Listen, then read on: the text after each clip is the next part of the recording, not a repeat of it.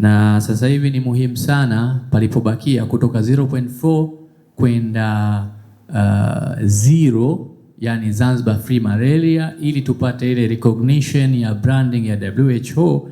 Ni muhimu tushirikiane sote, kwa sababu wale kule wengine vijana wanasema isije katokea aliyeua simba mwingine anayejipaka damu mwingine.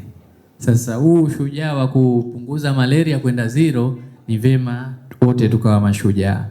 Lakini swala la afya nilipomtambuka sana, hata mimi kabla ya kwenda Wizara ya Afya, kwa sababu nilipita wizara nyingine 2-3, sikuwa nafahamu deep kama ambavyo uelewa wangu ulipo sasa hivi. Kwa mfano, ukiangalia katika global geopolitics wanasema sasa hivi ikifika mwaka 2035 Afrika itakuwa ina youngest and largest workforce in the world.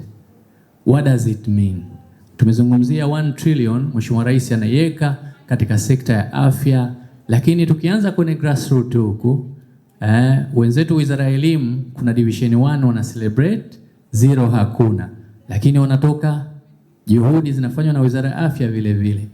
Hospitalini ANC, huduma za mama na mtoto, katika health center zote tunazojenga 52, mbali ya OPD kuwepo na IPD na emergency, lakini pana maternity, pana hizo antenatal care and everything.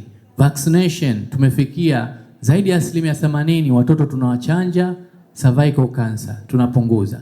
Health promotion wamenitumia message hapa, wananiambia katibu, si hilo tu kwa Wizara ya Elimu, tunaenda mpaka tunahamasisha upandaji mchicha mashuleni ili tu kukab anemia, katika swala zima la kuhakikisha tuna health population, na in the next maybe 20 years tuweze kuexport population yetu, expert wetu katika nchi zote za Afrika.